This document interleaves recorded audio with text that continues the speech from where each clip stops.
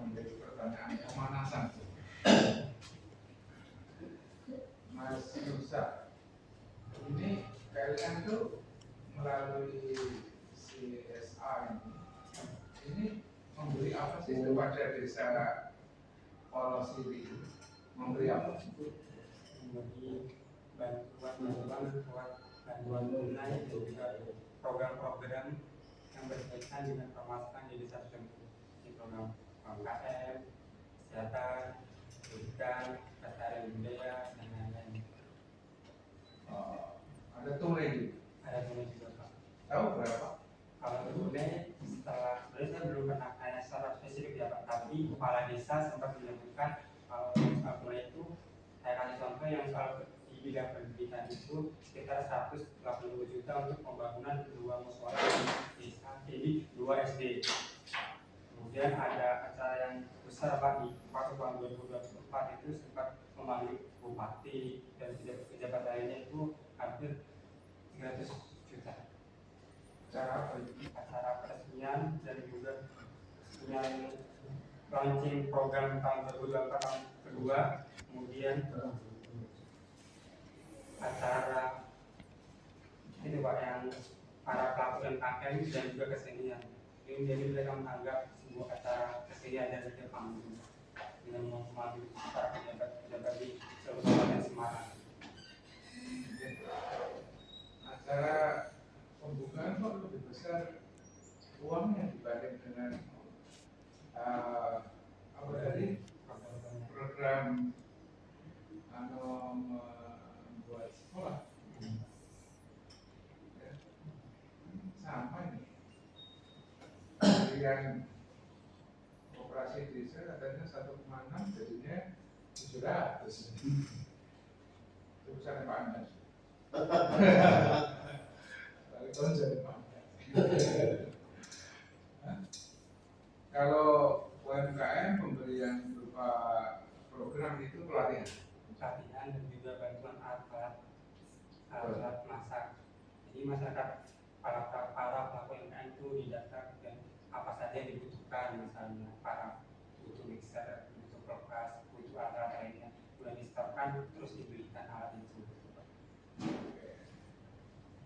Kira-kira Mas, pertanyaan besar, siapa yang diuntungkan dari program CSA ini siapa? Apakah yang paling besar yang diuntungkan siapa? Masyarakat itu sama pemerintah desa. Penjelasannya? Karena pemerintah desa juga yang mengurus dan melaksanakan program itu sendiri, yang tahu betul proses dari awal, soal dana, soal nanti uang ini mau dikemanakan, soal realisasi programnya. Itu dikelola oleh pemerintah desa. Pemerintah desa dan juga diawasi oleh BKPNR.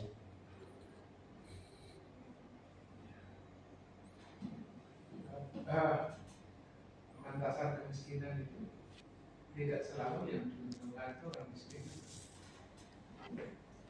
Jadi orang miskin hanya dapat hujan gerimis, hujan kenceng ya, itu di tangan para pengelola.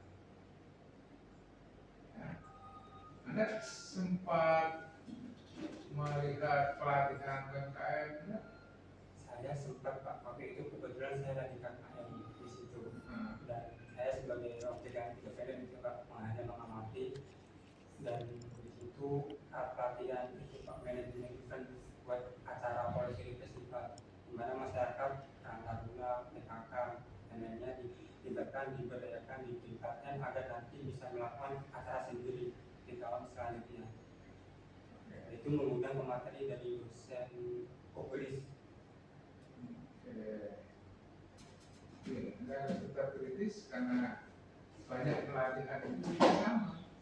Lihat pelatihan acaranya itu hanya begitu dibuka, kira-kira ceramah 1 jam, habis itu ditutup. Saya bilang ini bukan pelatihan, ini penghabisan uang. Baik, selanjutnya saya serahkan kepada pemuji.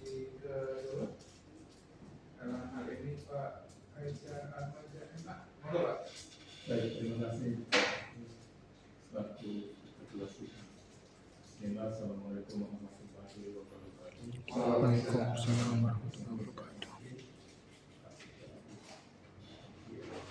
Selaku pengacara dan pandang supervisi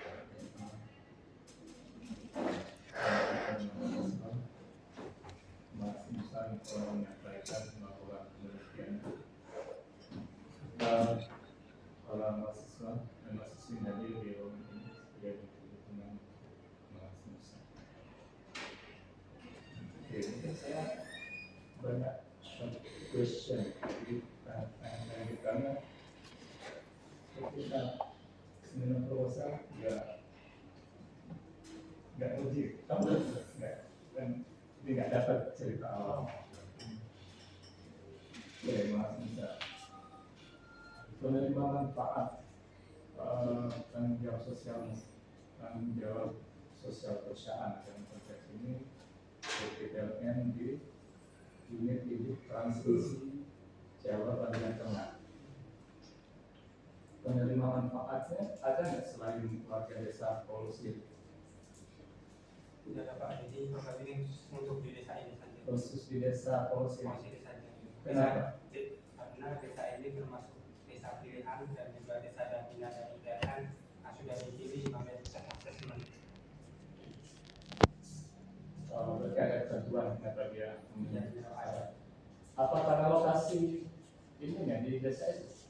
Salah satunya adalah kenapa desa ini adalah lokasinya sangat strategis, kemudian kedua masyarakatnya dan pemangku kepentingan, kemudian yang pertama itu dari daerah sendiri menjelaskan ada suket saluran. Oke. Dan kapan program CSR-nya itu mulai dirilis gitu dari pihak pusat? Rilis ini adalah pada tahun pertama di tahun 2023. 2023 sekarang 2026 itu berapa tahun lalu? 3 tahun lalu. Itu penting menjadi pegangan karena kamu menganggap data-data mengenai dampak program CSR itu ke masyarakat itu penting kamu ungkap. Nah, dalam 3 tahun apakah signifikan data itu satu hal yang kita perlukan. Kemudian 3 tahun sejak 2023. Nah, dari program-program yang dicanangkan oleh pihak PLN, kamu menyebut bottom up, jadi kan ada top down, itu kamu dapat data program-program yang inisiatornya dari masyarakat itu berapa persen? Kalau bisa dari masyarakat itu misalnya karena di sini salah satu yang ada kesenian ya Pak. Jadi di desa Polusi itu ada komunitas kesenian namanya adalah Kredo Asia Rusari, di mana kesenian ini belum memiliki modal yang cukup, misalnya alat atau paten-paten yang digunakan. Terus masyarakat berinisiasi untuk mengajukan ke PLN supaya bisa mendapatkan alat dan bantuan-bantuan untuk digunakan pada saat acara kesenian ini. Jadi bidang kesenian ya, dari pelaku seni. Beberapa program CSR itu stimulasinya adalah inisiator dari pelaku seni di desa itu. Tapi bantuannya pun dalam bentuk agak instan juga ya, dari pemberian alat yang lebih mengarah pada pembekalan skill gitu apa kalau untuk pelaku seni dalam bentuk apa programnya? Jadi para mitra PLN ini bersama pemerintah desa bekerja sama dengan pelaku kesenian Pak. Mereka bekerja sama melakukan seminar atau sosialisasi ke sekolah-sekolah menunjukkan bahwa di desa itu ada kesenian dan depan. Maka anak-anak di sini itu harus tahu dan mereka bisa ingin belajar dan bisa ikut juga melanjutkan kesenian yang ada di desa ini. Jadi ada seminar pengenalan, sosialisasi ke sekolah-sekolah. Dan dalam bentuk apa bantuan dari PLN dalam kegiatan itu program? Ini berupa dana buat alat-alat seni itu, kemudian konsumsi. Ya tadi yang ada alat sekolah pakaian, kemudian distribusi dan lain-lain untuk pelaksanaan acara tersebut. Selain itu juga seminar itu Pak, mungkin konteksnya bukan seminar, pengenalan tentang listrik gitu, karena yang ada juga PLN ya. kepentingan ada PLN berkainisasi dari PLN. Oke, kan kamu langsung saja pertanyaan. Idealnya kalau kita bicara apa tadi tanggung jawab sosial perusahaan ke masyarakat melalui program-program. Nah, idealnya, apalagi kamu melihatnya dari partisipasi masyarakat, berarti aku bayangkan harusnya yang disasar adalah program-program CSR dari BUMN yang memang program itu mau nggak mau apa istilahnya, syaratnya justru masyarakat ambil bagian dalam program itu. Maka sebenarnya kalau program-program yang tadi bisa pemberian uang itu apa dari dengan memberi uang itu apa biasanya berupa apa? Pembangunan gedung atau dalam program yang diminta oleh program, terus ada juga beberapa kali uang yang digunakan untuk pembangunan fisik ya. Iya, Joglo, Gazebo dan tempat-tempat lain. Berarti kalau pembangunan fisik kadang berarti itu partisipasi masyarakat yang kamu lihat pada kapan momen apa? Kalau pembangunan kan enggak ya. Nah, itu kan yang kerjanya kontraktor terus apa kamu gitu. Atau dari swadaya warga? Dari swadaya warga Pak. Jadi kita PLN menjelaskan kalau kita memanfaatkan sumber daya masyarakat yang ada dengan memanfaatkan memperkerjakan para masyarakat, kuli tukang yang ada di desa ini untuk membangun dulu, dan membangun gazebo dan lain-lain. Maka masyarakat di sini berpartisipasi pada saat proses pembangunan proses pelaksanaan. Oke, penjelasan tadi itu didasarkan pada apa Mas? Kamu melihat langsung, bertanya langsung atau gimana? Bertanya langsung dengan salah satu pemandang, kebetulan beliau itu menjadi poli yang membangun Joglo tersebut. Dulu awalnya Joglo itu hamparan sawah yang luas, kemudian diubah menjadi agar kesenian yang bisa dimanfaatkan bisa cara-cara sosial lainnya. Dari program-program yang sudah berjalan dan atau masih sedang berjalan yang kamu bisa saksikan langsung apa Mas? Yang saya saksikan langsung di tahun 2025 Pak, misalnya saat pelatihan UKM, terus proses tahun 2025 itu tahun Desember kemarin, kemudian pembangunan di sekitar Joglo, Gazebo, dan juga beberapa pelatihan UKM, pembangunan Joglo ya dekat lapangan, sama hasil dari pembangunan itu Pak, sekolah itu di sekolah-sekolah itu. Oke, sekarang pertanyaanku gini, agak substansi sedikit ya. Jadi kenapa menurutmu kenapa berbagai program yang dijalankan CSR dan itu menurutmu penting untuk dilihat partisipasi masyarakat dalam program implementasi program? Kenapa itu harus dilihat dari sisi partisipasi masyarakatnya? Memang kalau masyarakat berpartisipasi atau masyarakat tidak berpartisipasi, so what? Jadi kenapa saya memilih partisipasi masyarakat? Karena masyarakat sendiri adalah objek ya Pak, maksudnya orang masyarakat bagian yang menerima bantuan, bagian yang melaksanakan program, sehingga masyarakat itu sendiri yang merasakan dan memberikan program-program yang telah dirintis oleh PLN. Jadi menurut saya partisipasi masyarakat penting gimana program CSR ini biar bisa berlanjut. Jadi perusahaan itu tidak hanya menjadikan masyarakat itu sebagai objek saja gitu, tapi masyarakat itu kita libatkan juga di program-program yang program sustainability dari program yang sustainable atau swadaya masyarakat itu yang jadi tujuan dari CSR. Sustainable. Berarti ada implikasi kalau dalam bahasanya marketing ada fungsi laten dari CSR yang membuat justru masyarakat semakin sustainable justru bergantung tidak, ya terus berharap dari bantuan perusahaan. Apa kamu melihat begitu? Dari sisi PLN? Berdasarkan informasi dan wawancara dari masyarakat Pak, memang benar masyarakat ini masih tergantung sama proses PLN gitu. Namun dari PLN juga telah mengusahakan beberapa program ini agar bisa berkelanjutan. Contohnya program proyek UMKM ini memberikan bantuan modal berkelanjutan tanpa harus ada munculan dana yang sustainable dari PT PLN dan itu alat itu kan. Nah, kamu mengidentifikasi partisipasi masyarakat itu ada hubungannya dengan asumsi bahwa ini akan sustainable program-program UMKM dan seterusnya tadi misalkan sosialisasi performance seminar tadi.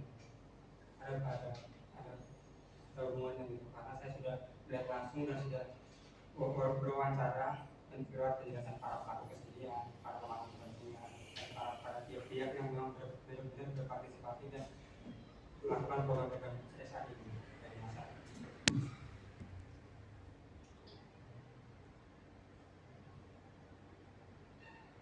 Nah, ini pertanyaan yang agak ini sih. Ini kan pertanyaan yang nggak ada muatan kritisnya. Ya. Nah, sekarang aku mau tanya, menurutmu dalam konteks PLN memberi bantuan ke masyarakat merupakan CSR, itu sebenarnya PLN dapat apa? Pertama tentu legitimasi ya Pak, legitimasi dapat nama gitu, dimana sesuai dari penjelasan masyarakat sendiri merasakan bahwa adanya PLN ini memberikan dampak yang bagus gitu. Jadi masyarakat itu mengaku kenal ternyata PLN bukan hanya sebagai yang distribusi listrikan saja, itu bisa membantu program-program kebudayaan, KKN, kesehatan dan lain-lain gitu. Maksudnya begini, kira-kira ada nggak konsekuensi secara tidak langsung yang warga terikat dengan pihak PT perusahaan yang memberikan CSR? Apa semacam apa istilahnya? Maksudnya begini, benar ini apakah PLN betul-betul memberi warga atau justru dia sedang mengambil lewat cara yang warga sebenarnya nggak tahu? Sebenarnya kalau berdasarkan observasi ya Pak, benar-benar memberi apa teman-teman dilaksanakan selama 3 tahun itu lewat dana-dana yang dikeluarkan dari tahun 2023, 2024 sampai 2025 itu. Jadi memang benar-benar memberikan dampak meskipun di sana itu ada struktur gitu Pak yang bisa dikatakan. Nah, itu Diem. sudah desa termasuk di atasnya ada. Ada struktur besar Pak. Iya, lewat di atas desa. Lewat yang itu Pak, sawah-sawah. Termasuk. Itu. Namun Kalau ada seharusnya ini. Ini sebenarnya. Ini siapa sih yang benar-benar memberi? Warga memberi banyak ternyata sebelumnya lewat izin lewat itu. Dapat kan? dapat gitu. Dan juga ada dibangun aliran air buat persawahan yang dekat Sutet. Dan sehingga masyarakat yang bertani mendapatkan dampak aliran air yang digunakan buat perayaan sawah-sawah itu. Itu sebenarnya. Sebenarnya menarik lagi mas. Aku kalau lihat lagi di background ini di latar belakang kan kamu menyajikan data ini progresi bukan mata pencarian warga Solo sendiri. Mereka ternyata banyak apa pertanyaan ya. Hanya ini pelabuhan KM itu banyak yang Itu program CSR itu justru tidak melihat potensi dasar di warga masyarakat itu ya sebenarnya pertanyaan. Ada nggak program CSR yang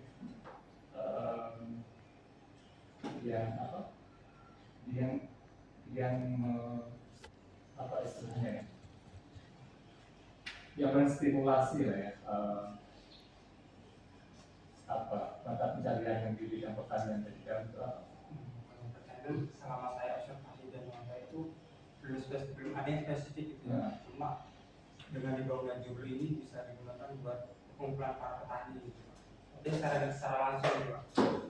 Karena kalau bicara soal ini ya, income sustainability tadi, sebenarnya itu yang lebih potensial ya, sebenarnya mereka punya lahan. Tapi program nggak menyasar itu lebih ke yang tadi, yang tren tadi, yang kesenian, UMKM, apa ya. Karena itu sensitif, karena kita kan sudah mengambil itu dari lahan untuk tadi ya, pendirian sudah. Saya juga sempat bertanya sebenarnya Pak pada para peternak. Peternak kira-kira ada program dari CSR namanya petani enggak? Saya peternak sapi ya Pak. Dan memang benar itu memang belum ada peternak sapi. Sebenarnya ada sapi. Kadang-kadang sapi kan. Jadi risetnya sepertinya memberi peluang untuk kajian yang lain ya, kita dari sisi yang lain. Jadi kalau tidak itu dari sutet itu kan ya dampak. Berapa lama Mas kamu penelitian? Dari KKN itu tahun 2025 berarti. Kamu KKN di daerah situ? Sudah di situ juga. Saya lihat programnya, saya terlibat, jadi ikut hadir. Saya tertarik dengan ini. Sempat dapat data awal mengenai bagaimana pembebasan lahan untuk sutet. Sempat ada program. Saya sudah ada Pak suketnya. Jadi sebelum BRN itu di situ sudah ada suket Pak. Oh gitu. Makanya BRN memilih desa ini karena ada potensi untuk kelistrikan itu koordinasi. Oke baik. Jangan-jangan ada relasi kuasa. Berarti ini bagian dari kalau bahasa Pak Agus itu humasnya PLN. Ke masyarakat. Gitu. Ya. Oke, berarti Mas Nusa, jadi kalau lihat dari ini teknis ya, cara kamu menyajikan data, terutama di bab 4/5 dan ketebalan ini ya, laporan.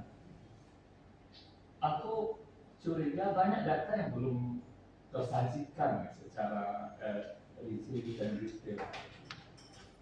Coba lihat sistematika di data isi. Itu bab 4, bab 5. Nggak ada data isi. Ada. Nah, balik bab 4 ini. Coba kamu lihat. Bab 1, 2, 3 itu bab 3 judulnya apa? Terus sub dari bab kan ada A, B, C. Jadi itu sebenarnya ada alur logiknya ya. Jadi alur logik data itu disajikan. Kalau ada A, maka alur logiknya itu asumsinya ada B setelah A ini. Kira-kira gitu. Kalau tidak ada terusannya B, ya A nggak usah ada Mas. Langsung saja judul bab terus keseluruhan. Nah kalau kamu membuat ada A, misalnya gitu ya, bab 4 itu. Nah maka B-nya kamu olah data di awal, kamu harusnya sudah munculkan cabang dari judul bab 4 itu A-nya apa, B-nya apa, kemudian rantingnya apa dari A ini, ada ranting dari B, ada gitu. Sama pola itu harusnya diterapkan di bab 5. Maka kamu apa ya, ini itu sinyal data itu akan muncul. A apa, B-nya apa, A nanti ada jangan muncul, harusnya itu bisa tersajikan secara maksimal. Kalau ini kayaknya belum ini. Dan aku percaya kamu punya data banyak. Misalkan coba masuk ke bab 4 ya. Bab 4 itu kan judulnya tadi apa? Bentuk, masih tidak tadi sih Mas. Bentuk partisipasi. Judul bab A, judul sub A kan sama, yang mengulang judul bab kan. Nah itu udah clear. Harusnya bentuk itu kamu lihatnya dari apa yang bisa memainkan sub di bawahnya. Bentuk partisipasi itu berarti apa ya? Kalau dari teori yang kamu gunakan, ya di situ harus kamu bisa mendapatkan insight-nya untuk mengelompokkan data dan seterusnya. Nah, bagaimana bicara dampak? Itu kan cara primary di bawah data risiko, dampak yang dirasakan oleh masyarakat. Aku kok inginnya dampak itu bukan yang sosial ekonomi apa, tapi itu secara elaboratif saja. Nanti judulnya nanti apa yang dari bahasa masyarakat, dari warga masyarakat apa sih membahasakan yang mereka alami, yang mereka rasakan dengan program CSR itu. Dan akhirnya tidak ramai seperti itu. Jadi dia elaboratif. Nah, dampaknya apa? Pendidikan, lingkungan, ekonomi nggak ada oleh. Oh, ekonomi itu ya, ekonomi ada. Nah, tapi tetap tadi prinsipnya harus ada D kalau kamu menunjukkan itu alur logik pakemnya gitu ya. Jadi bisa ditata ulang ya.